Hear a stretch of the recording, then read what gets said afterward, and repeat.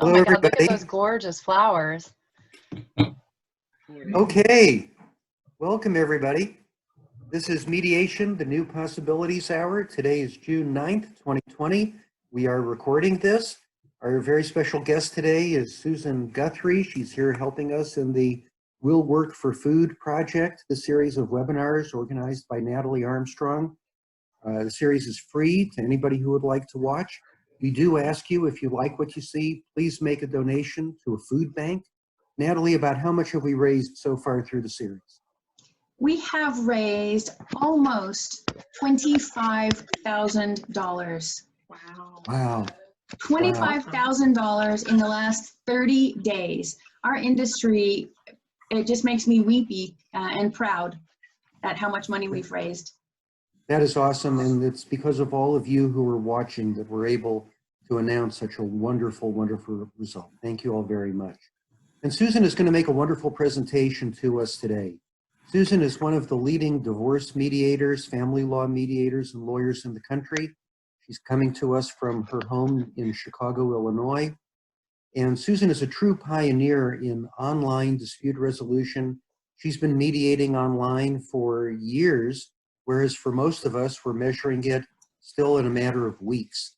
So Susan has a tremendous wealth of experience and knowledge to share with us today. We're so glad she's here. What we've asked Susan to discuss specifically is how to establish rapport and chemistry with people in online communication. So we'll be touching on that, and we'll be touching on many, many other aspects of effective online mediation as well. So with that, Susan, the virtual floor is yours. Well, thank you, Jeff, and thank you, Natalie, both of you for having me be a part of this project. I have to say, when I first saw it announced on LinkedIn, I was floored because it's such a wonderful idea. And I thank you all for coming here today. I signed up for some of the webinars as well and made my donations to some food banks in my Chicago area. So I love the idea that we can learn and give back. So thank you all for being here. And this is a topic, you know, I have to say, Natalie mentioned before we opened up the waiting room that this is a question, this how do you establish that emotional connection? How do you establish rapport that she's heard in almost all of these different presentations? And, you know, I've been doing my online mediation training now pretty regularly for the past 3 months. In fact, I think I've trained over 15,000 people. And that's because, you know, so many of us are making that just immediate crashing pivot to going online during COVID. And this is also one of the top questions I get either at the end of my webinars or when people get in touch with me after. So I'm really happy to address it. In fact, I just told Natalie, I actually had Dr. Deborah Dupree, who's a psychologist, on my podcast, the Learn to Mediate Online podcast, last week talking about this very subject. So I'll be upfront honest with all of you. I'm stealing some of this from her because these were concepts that were in my mind and I was actually doing them, but didn't realize them, didn't say them as well as she did. So I'm going to share some of what she had to say, as well as what I have found in the past 5 or 6 years that I've been mediating online, because that emotional connection is really, I think, for all of us, so much at the core of what we do. And in many ways, it's unconscious. And we tune into the people. Now, the very first thing I want to say is have some trust in yourselves as mediators, because that is something else that I have experienced over the 5 years, is that you pick up those signals. You have your ways of connecting with people that you had in person, and the shift to online does not necessarily mean those things go away. I think because this change has come upon all of us so quickly, and because the technology can feel so different and new to us, in some ways we think, well, then this must be vastly different. And in many ways, I've not found that to be the truth. And I will say that is anecdotally what I also hear from so many of the people who have taken my trainings. But there are things that we can do to enhance that connection. And it starts with pre-mediation. Much of the work in establishing that emotional connection is actually what we do before the mediation ever starts. And some of it is practical, and some of it is starting the connection. So I'm going to start with that practical. And it goes to how you actually are set up for your mediations and how your participants are set up for the mediation. So this is something that we actually need to address well in advance of getting started, because this might take some time for people. And it goes right to the equipment, the lighting, the camera, the microphone that we have, because as human beings, much of our communication is actually visual.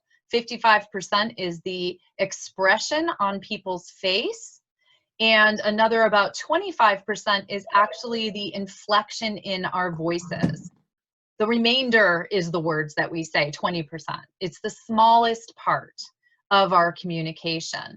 So as part of having that emotional connection, the very first thing I would say is we need to be able to see people clearly, hear them clearly, and they need the same. So we need to tell them that they need to have a good camera, and that it needs to be set up so that we can see their face. How many of you have jumped on a meeting in the past, several days where you are looking up someone's nose? I mean, I have looked up more noses than I care to count in the past couple of months, or the top of someone's forehead because they have the camera set up like this. We need that focus on the face. People need to know that they have to have a good camera where we can see it. And we want people to be visual. This is something that I find resistance to for many people. My hair's a mess. I just got up. I haven't put on, my makeup. I don't want to be on screen. Highly encourage people to participate visually. I always point out to them, because so much of communication is the visual in our facial expressions, that by going dark, they actually are inhibiting their communication. They are actually putting themselves at a disadvantage. So I let my participants know that from the get-go. Obviously, if they choose to call in and only be a disembodied voice coming through the screen or coming through a phone, that is their choice, but they should know that they are perhaps disadvantaging themselves. The other point of viewing people is you also need to be able to hear them. So I have this fancy mic set up, not because I do online mediations, that's actually for the podcasts, but having a good mic setup is actually very important. You see Jeff has I call it the Madonna headset, right? And that dates me because she used to run around on the stage with that ball coming, running around. But we have to get over the fear of either having something on our heads or having something in front of us, because placement of your microphone, having good, clear audio is another part of that communication aspect. The inflection in voice is very important. We get a lot of clues. You can have someone say fine or fine, or, fine can be said in a number of ways. The tone and the inflection in the voice from that one word is vitally important. So we also need to make sure that not only we, the mediator, but most importantly, our participants have a good microphone or have a good setup. Many people don't pay any attention to that until the day of the mediation, and then they don't have good audio. One little tip is very often they can have better audio by calling into, if you're using Zoom, calling into the phone number than if they're using the audio on their computer.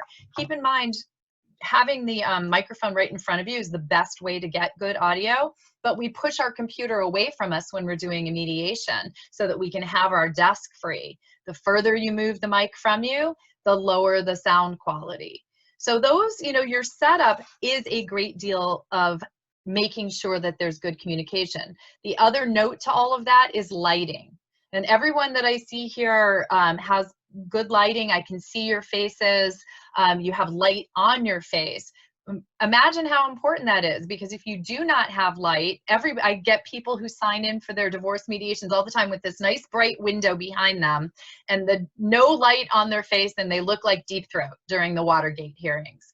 And maybe that's comfortable for them. They don't want to be seen, but they're disadvantaged because we can't pull information from that expression, from that 55% of their communication.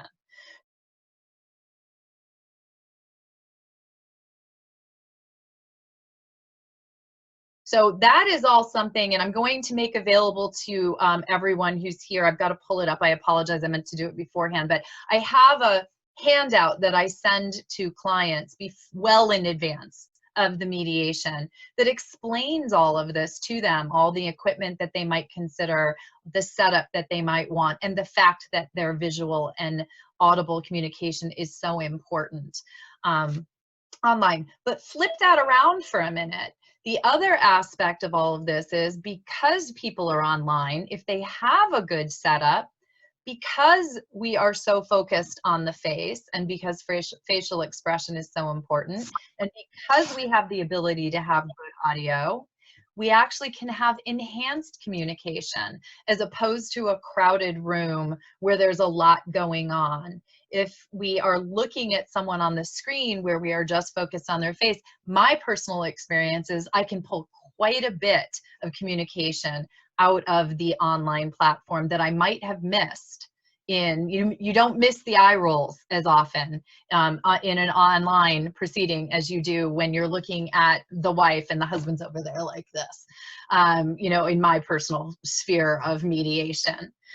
So that's one aspect of well in advance of the mediation. But the other thing that many mediators have reported back to me, and this is something that Dr. Dupree talked about as a way to start to establish that rapport, are the pre-mediation conferences.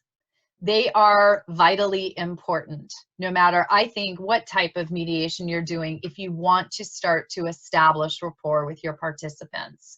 And this can serve sort of a practical, a practical aspect of your mediations. You can check in that pre-mediation meeting conference. You can check how their setup looks, make suggestions to them about maybe getting a better camera or a better setup or a better location. But you can also start to get that input. This is no different than probably what we do anyway, but start creating that connection with the participants. Start asking them what their interests are. That we lose a lot when we don't do that. Now, I know we can't force people to take advantage of that, but again, educating them on why it's so important. If you're working with advocates, point out to them how important it might be to their clients. We've got some screen sharing going on. I'm not sure if we wanted that. So I'm just going to see if, oh, there we go. So, keep that in mind, educating people ahead of time as to why the video is so important, why the pre-mediation is so important, educating your advocates on why their client might want to come and have that pre-mediation conference with you to be able to start expressing their viewpoint, their interests, their goals. It can be an incredibly impactful moment. It also means for many people that they can get the butterflies out before the mediation actually starts. And I do find that this is very helpful to people, because mediation for our participants is already, unless they're the advocates, but for the clients, it can be a scary moment. They're coming into a proceeding they know very little about, likely, and they're coming in, they're nervous. Well, if they have that pre-mediation conference with us, that moment to meet us, get to hear our voice, we can talk them through the process, they get that opportunity to sign on, see how everything works, get comfortable with the platform. Then when they sign on for the mediation, they're also much less nervous and much more able to be communicative as opposed to being afraid of the whole process.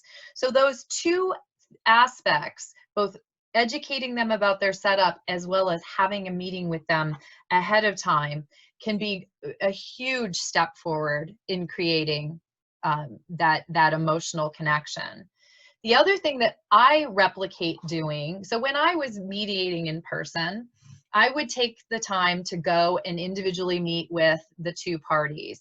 I would say hello. If it were a pro se mediation, I'd meet with one side, say hello, get them settled, come out and meet with the other side, say hello, get them settled. If I was doing caucus or if I was doing a joint. If it was with counsel, then I'd meet with the plaintiff and their counsel and then the defendant and their counsel. And I always called that the gracious hello. So I've translated that to my online practice and I advocate it for the people who take my training. There's no reason why those nice aspects of what you do in your in-person proceedings cannot be translated in some fashion to your online process. And that gracious welcome or gracious greeting, right? We would go out and see Attorney Green, who we've known for 10 years, and say, hey, Bob, how are you? How are the kids? It's great to see you. How you holding up in COVID? There's no reason not to do that in an online proceeding. You can bring in groups of people from the waiting room in batches, meet, say hello. Oh, it's nice to see you again, Ms. Green. I see you have done this since we met in our pre-mediation conference. It looks like your setup's great. How are you feeling today? Is there anything you have, any questions, anything you want to know before we get started? If you remember, I'm going to be, bringing in each group. So I'm going to get the two of you settled into that breakout room, which you remember is your private conference room. Any questions, and then move them in. But taking those few moments to just say hello, and we do it anyway, just figure out how you want to do that in your online process. It also brings that tension level down just the same way. I mean, we have people who are very nervous, who are now, it's the big day, we're doing the mediation. It gives them those few moments to reconnect with you and get started again. And then there's when we get into the actual mediation itself. And this was where I thought Dr. Deborah had a few points that were really impacted me. And it surprised me because they were things I found I had been doing, but I had not identified them as things that were helping me with rapport and with empathy. So one thing that she pointed out, many of us might in a mediation, when one of the parties is becoming emotional or having some difficulty, we might reach out and pat their hand or touch their shoulder to show our empathy in a way, but we're restrained from that in this online setting. This is where I know many mediators feel, oh, we're inhibited. We can't get that, physical connection. She said, you know what, describe that. Describe what you would do and say, if we were together, I can sense this isn't a very emotional, subject for you. And if we were together, I'd reach out and touch your hand because I really feel that for you. But when she said that to me, I could almost feel her reaching out and doing that. And I realized I have been describing what I would do if we were together to my participants. And it is a calming way. It is, many people say, how do you manage their emotions as effectively when you're remote from them? Well, that is one way that you can do it. What would you have done in person? And how can you describe that to them so that they know that you're feeling their emotional content, that's coming across to them? That's a moment of connection that we can still have with them. We're going to do it a little more verbally. But the other thing is leaning in or being extremely attentive, making that eye contact. Those are all things that are also very helpful in that moment to establish that connection. If you stop and you look directly into someone's eyes and make sure that you are giving them that moment of your full attention, as opposed to looking all around the screen and checking out everything that's going on or looking down and taking your notes. There's that moment to really be able to come together with them. And it works with attorneys as well. I've found, as I'm talking to my advocates in mediations, that moment of pulling them back in, because the attorneys, I find, will be wandering off like squirrels. They have, they've got their phone ringing, they've got their emails to answer, they're very busy. And I say that I'm one of them, but, bringing them back in by, well, Bill, let's talk about this, and talking directly to them, looking at them.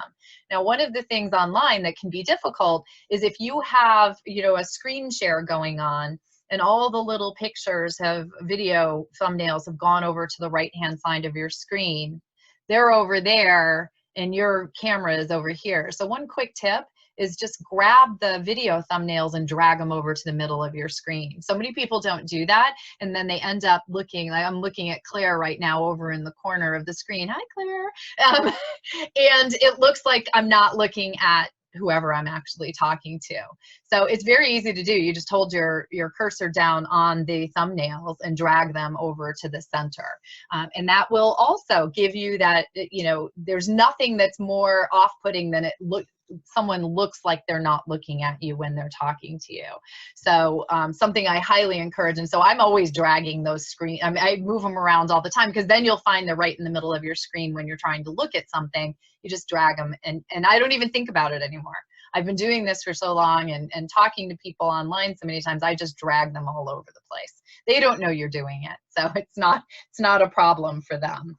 But I really loved what Dr. Deborah said about describing in person what you would do with people, or being very descriptive in ways that we might not have been as descriptive in person. By just saying, I can see this makes you very emotional, or I can see that this is something that is of great importance to you and it brings up, something deep inside, and explore that with them. She said there's actually ways that you can use that to build, if it's that important, that's a big, we know this, but that's a big signal to us that this is of great importance to this person. And we can still be doing that throughout this entire process. I truly feel that because we can be so focused on their face, as I said before, and on their voice, and be looking directly at them in that moment that we're talking with them, we can actually have an enhanced connection.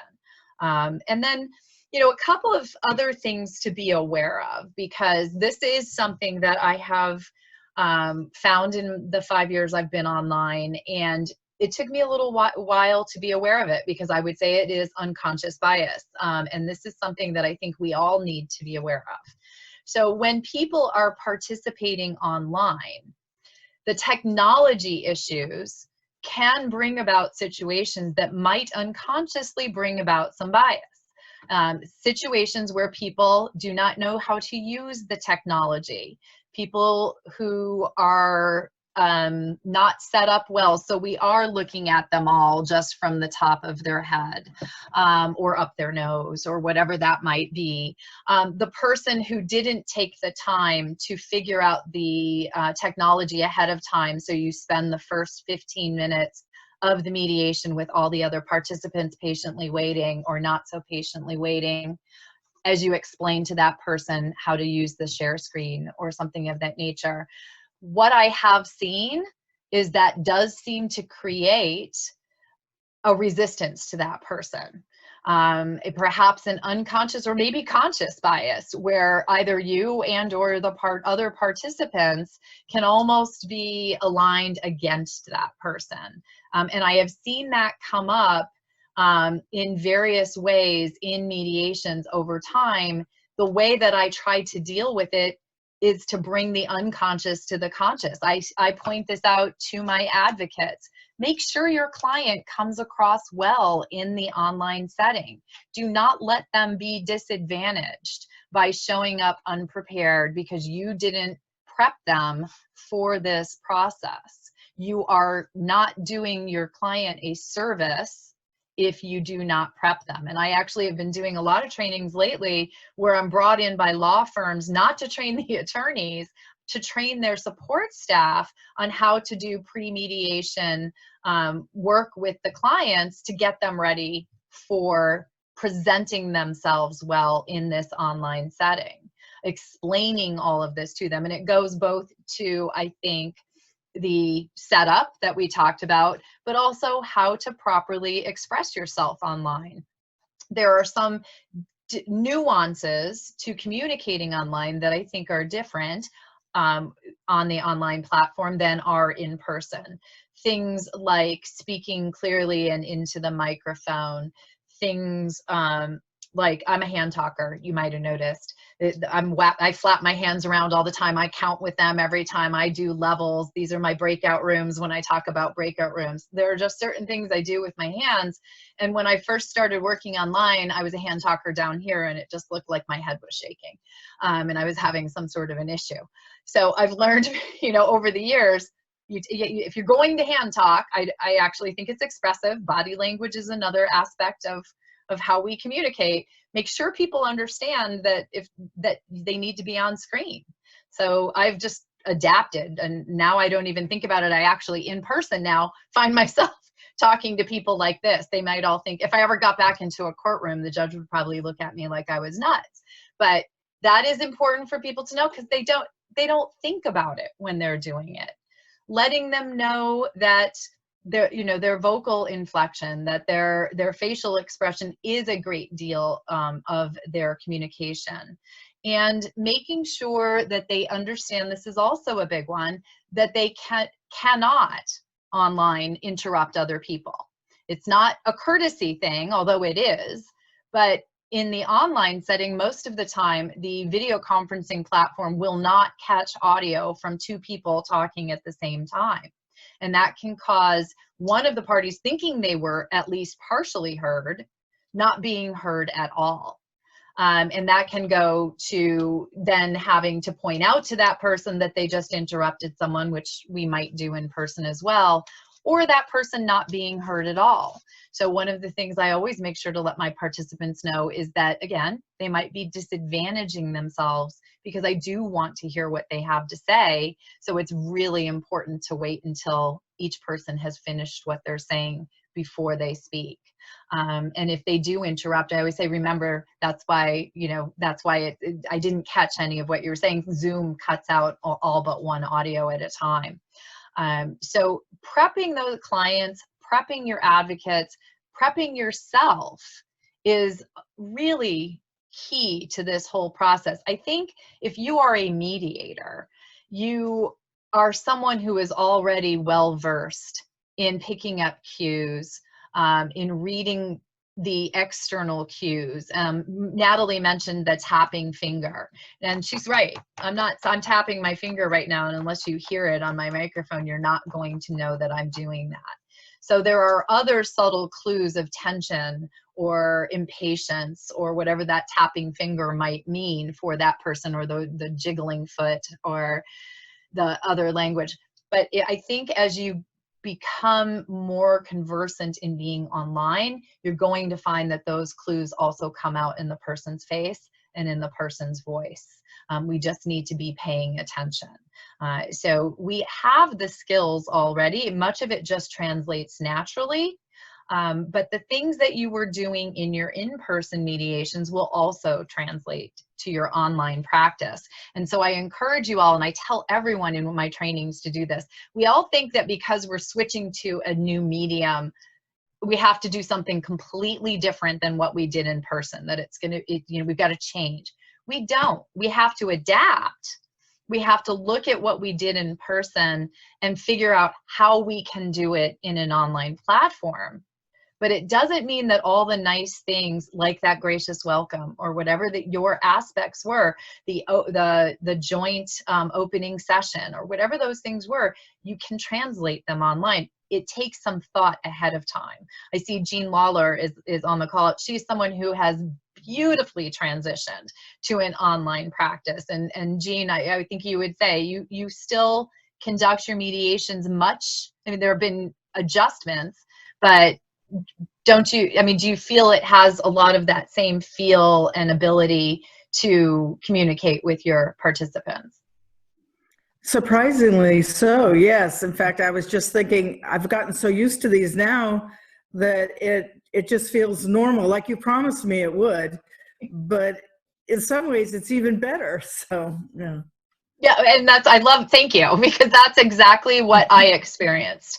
Now, when I went online 5 years ago, much out of the same, desperation and need that we all feel right now because of COVID. Back then, I had moved to California and all my clients were in Connecticut. So if I wanted to make a living, I was going to have to figure out a way to talk to them. So I felt that same sort of, desperation or panic or whatever that might feel, just a true change was being thrust upon me as opposed to it being something that I chose.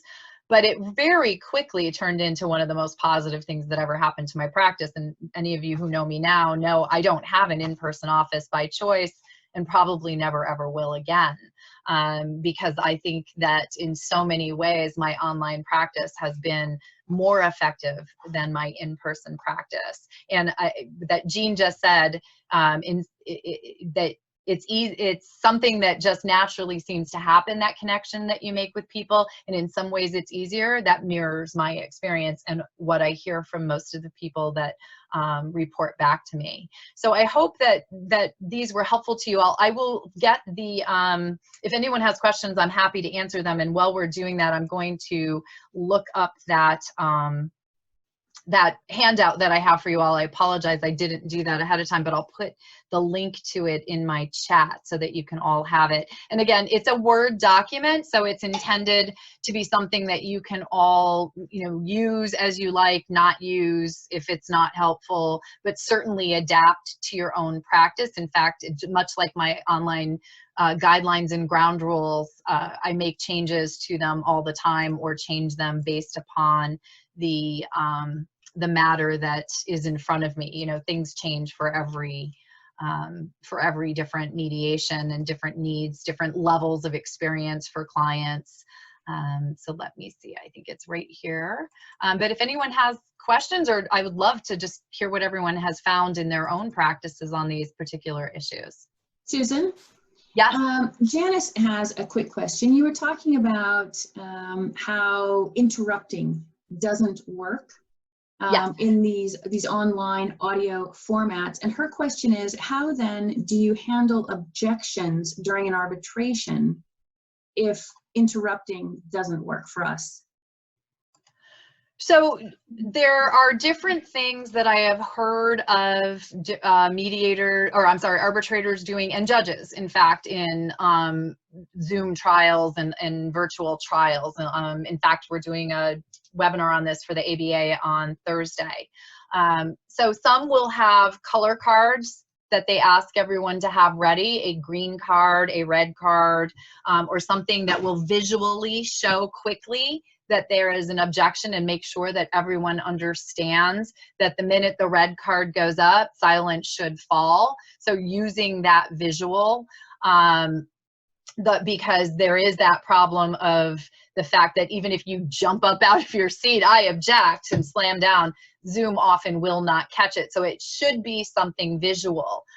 Using the chat function is something that I've heard other people doing. The problem with that is not everyone will notice when a new chat comes in. And it may be something that it doesn't have that immediacy that we need when there's an objection. So the one that I've heard that's the most effective, and I have to say I don't do arbitrations myself, but is the red card, and literally having a big red like this where practically the whole screen. I will tell you, I have been talking with both Legaler and Modron, which are two of the online platforms for dispute resolution, and we have talked to them about adding that functionality so that it makes them more appealing for adjudications online. So that is one of the things that they're looking into adding. And I'm still sorry, somebody I saw just asked, they didn't see the link. You haven't seen it because I haven't found the handout yet. I apologize, I have it. I just have to get into my documents to find it, but I can answer questions as well if anyone has some questions. Good morning. Hi. I noticed in my practice that the people, the non-lawyers that are participating from their own homes seem to feel more comfortable because they're in a familiar surrounding as opposed to being in a lawyer's office or the other lawyer's office, which would be even worse, or in a mediator's office. You know, strange surroundings. When they feel a little bit more comfortable, they can use their own bathroom and get their own coffee, which is probably better than the coffee that I make. So what's the experience of other people and you, Susan, as well? I'll shut up and listen. I am so happy you said that. I should have had it in the presentation. That is, to me, one of the greatest benefits of online mediation, virtual mediation. I think that I do divorce mediation, high level of emotion the entire way through, from the first minute to the last minute. And that is something that has really made the process online actually more tolerable for people, and move more quickly for people because they are more comfortable. I would say more than 50% of the participants in the divorce mediations I do, one of them or both of them are sitting on a couch with a dog. They are in a much more comfortable setting for them, not in some stranger's conference room. They're already nervous, probably dressed up, or doing the tapping pen. And they're more able to tolerate high emotion in the content of their conversations as well. And Dr. Deborah actually pointed out that that is a biological reality. When you are in the same room, we have a different or a higher level of the stress hormone output when emotions start to get higher.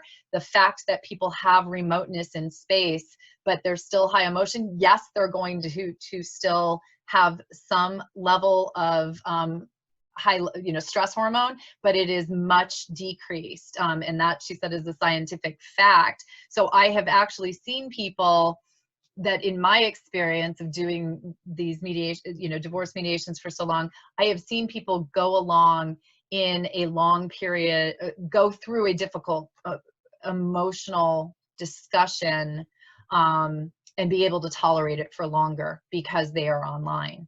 So it's been helpful. That's another way, as Jean said, I think it's been helpful online. And Dr. Deborah is Dr. Deborah Dupree. She's a psychologist and mediator and trainer in San Diego, who was just a guest on my podcast talking on this very subject. So that's why I was referencing her. And I did find the handout. I'm going to get the link now. If I can just find it again. Darn it. I don't know what's going wrong with all of my my technology. You would think, being a tech person, I would have all these wonderful things, but it's not happening for me today. Here, copy link. Copy link. We're just going to spell it out as I'm doing it, folks. Sorry, because this is not happening. And here in the chat, I'm going to put a link to the Dropbox. And this is the document to everyone. Send. It's there. I hope it helps you out. It's a handout I give to clients and attorneys to give to their clients, outlining hopefully what will be helpful to get people prepared ahead of time. Has anybody else found that they think that people can tolerate those difficult conversations online a little bit better than in person? I saw somebody had a thumbs up there for a bit. I really think that's been a significant factor. I've told people when I did in-person mediations, divorce mediations are usually sequential meetings. We go for about 2 hours until their heads are ready to explode, and then we come back and reconvene down the road. And it used to take about 5 or 7 sessions to get through the entire divorce. And since I've segued to an online practice, it's more like 3, 4, or 5. Depending. It just moves much more smoothly. The emotional content is much more under control, but still addressed. It's not like it disappears. It's definitely, trust me, they can fight through a screen just as easily as they did it across my conference room table. But that's another aspect. One of the things as professionals that we need to be cognizant of is that the experience of the participants is vitally important. We want them to have a positive experience through this. Not that it's going to be easy or fun, but we want them to come out of it saying, that mediation helped me get to the resolution that I can live with. And we don't want them saying, but the fact that it was online was a big problem. I didn't like the online process. The feedback I get, I always elicit feedback from my clients after the mediations about how they felt, not only the mediation process itself, but how they felt about the online platform.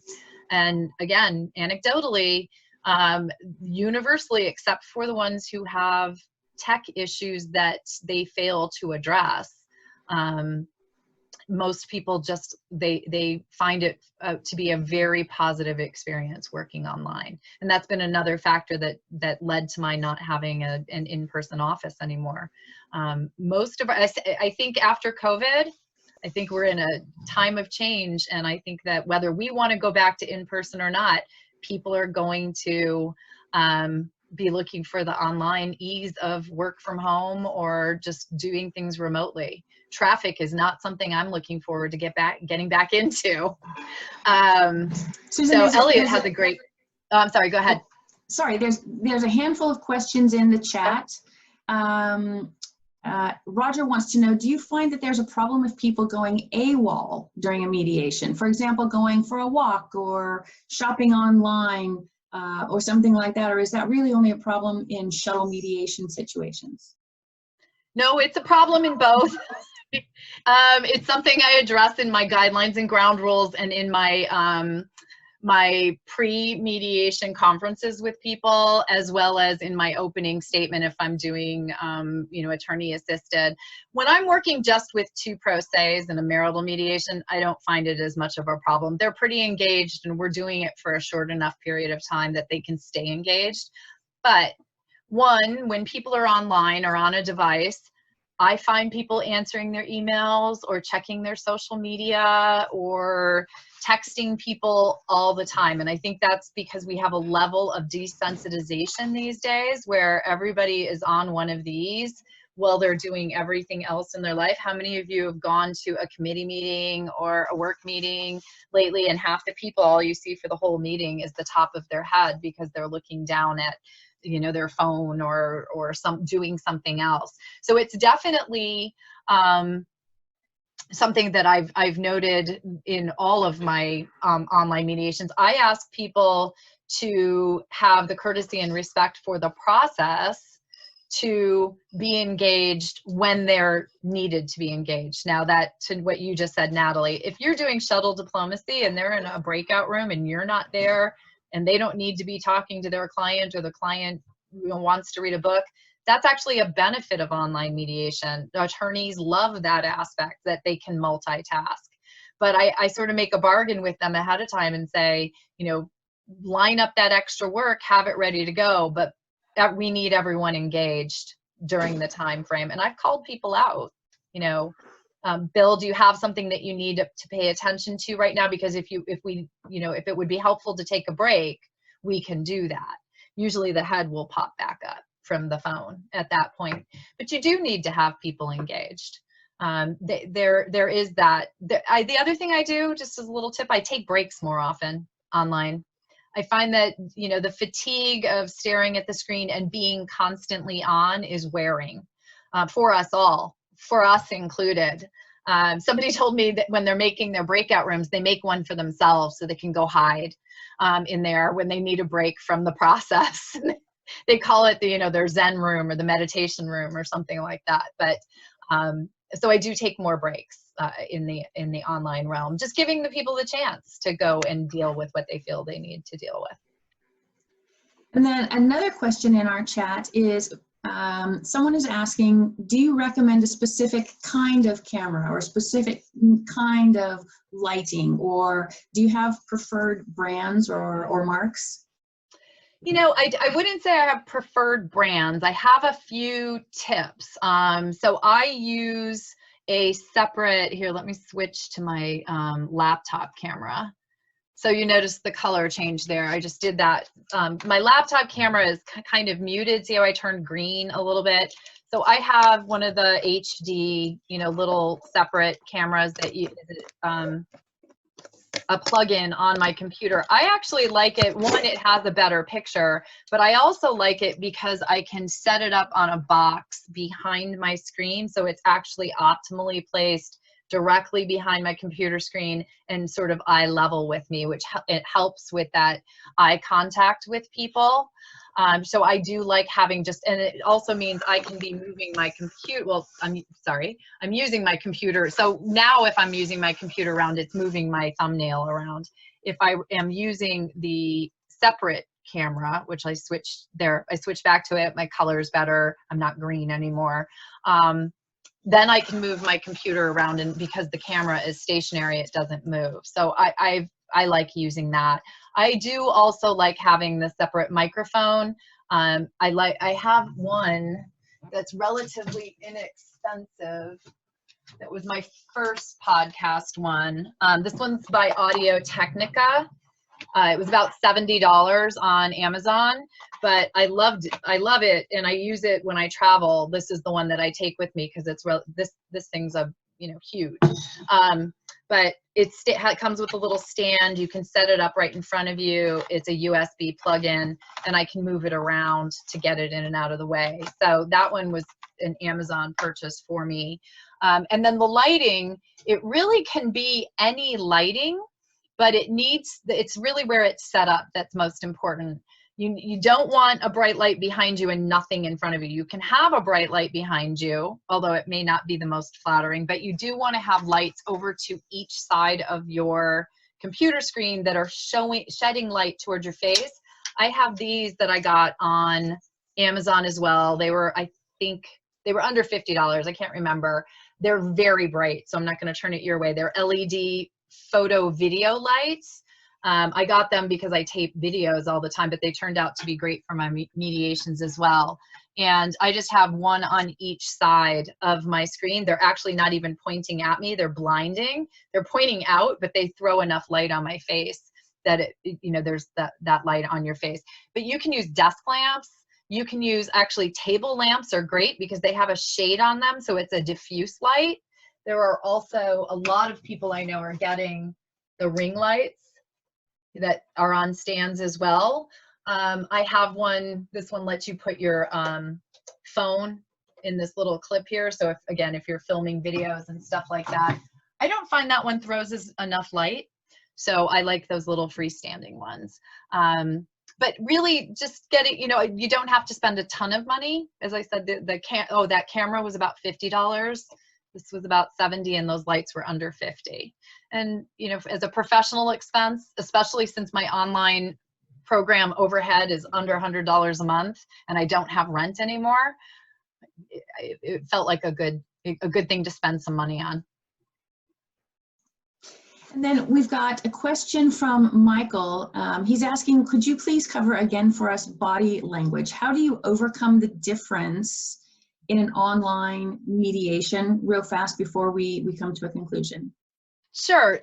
So definitely there are going to be some aspects of body language that you're just not going to pick up. Right? You're not going to see the shaking foot. You may not catch, the tapping finger. That is a limitation of an online mediation, is that for the most part, everyone is only visible from the shoulders up. But what I would say to that is those are not the largest indicators of communication. It's back to the 55% of expression, and you have the best window possible, as long as people have a good camera and have a good setup and good light, you have the best window possible into people's facial expression. You've experienced this, and the rest of you have done the online mediations. I find that you become very attuned to the emotional content for people in things like how they're holding their lips, or the expression or the expressionless. Sometimes people go blank, and you can read a lot from that. But you can also ask the questions. you know, this seems to be making you tense, Bob, or I'm feeling some tension, or I'm guessing there's some tension around this. Am I right? Is this something that's of importance to you, or is causing you stress? Sometimes it will take some more questions, but I don't think that we should presume that you are losing all the communication because you don't see a tapping foot or a tapping finger. Much more is going to be revealed to you here and in the inflection in their voice. One thing that Jeff and I spoke about yesterday when we were talking, and I think is a critical factor for us all, he's doing it right now. He's got on his little Madonna headset, right? He's got on his ear phones. Here's what I wear when I do a mediation. Mine are even bigger than his. I go with the I'm Princess Leia look and have the big, you know, cones or poofs over my ears. It is so important to be able to hear the inflection in their tone and what they're saying, that I wear these for every mediation, and I recommend that they do the same, so that it doesn't matter, you know, if there's any noise in your background, if there's any noise in their background, it can be very hard to catch the nuances. And so these are a critical part of making sure that you can hear them well, and that they should have something as well. I personally like these because they don't die on me if I'm doing a longer mediation. But my little earbuds are uncomfortable for the longer mediations, and they die halfway through. So these were a whopping, I think, $20 when I went to the airport once and forgot my earbuds. So I'm sure they're even cheaper than that, since they overcharge you for everything at the airport. But they're just Sony's, but they work great, and I do highly recommend having them. It's a lot of what we can pull out is to really hone in on how people are saying things and how they look when they're saying it, and it's this. But you can see, like, I just see Kimberly picked up her dog and put her dog in her lap. I do the same thing. Or Kitty, hi Kitty. I have my dog laying here. But I'll tell you, you know, as I said, many of my participants are sitting on their couch when they're with their dog or their cat when they're going through this. And I've noticed, you know, people will pick up their pet and hug their pet or start petting their pet like this when they get upset. And that actually speaks much more loudly to me than what they might have done in my office. If they're going to their comfort animal for comfort in that moment, it tells me that it's something I need to pay attention to. I actually saw a colleague's letter that they send out to clients ahead of time, and it said, please remove your pets from your mediation space. And I like sent them an email. I'm like, no, let them have their comfort animal if they're going through a stressful time, but two, how they interact with their pet or the other person. I have divorced couples that are sometimes sitting together, and I can tell quite a bit from their body language, whether they're leaning into the same screen, which is always a little awkward, or if I have one couple that has computers set up at each end of an office, and so when I'm looking at her, I see the back of his head on the other side of the room, and then when I look at him, I see the back of her head. But I can tell a lot from when they turn to each other and say, well, yeah, we've talked about this, Susan, and that's what there's a lot that you will continue to be able to pull from people's body language, despite being online. Okay, excellent. And then I've got a question here. Do you send client prep handout and guidelines or ground rules to the clients before the pre-mediation meeting so that they have an opportunity to use that forum for any questions? Absolutely. I send them to them multiple times. I'm a repeat offender. I don't think you can tell people and educate them enough. And I will tell you, the worst offenders are the lawyers, because they don't read any of the stuff you send them. So I definitely have a little chit chat with them in the pre-conference call or the pre-conference video call about what's in those and how important it is that they let their clients know what's in there. And I think you'll find very impactful for dealing with the advocates is warning them that not telling their clients may put their clients at a disadvantage. That is something that will get people's attention, and it's very true. That unconscious bias or conscious bias toward people who are ill prepared for an online proceeding, and therefore they gum it up, is something that people feel whether they realize they're feeling it or not. And so when somebody is gumming up the works because they can't figure out the tech, or they didn't get set up well, or they just opened up the ancient laptop that their kids used to use to play games on and found out it doesn't have a camera or microphone because they didn't do any prep to get ready, had all those happen, then, you know, those are, that can be problematic for their client in the mediation process. Right. Okay, and last question before we say thank you so much for your really valuable program today is from Lori. Lori wants to know, when you take a break, do you put clients back in a breakout room? Yes.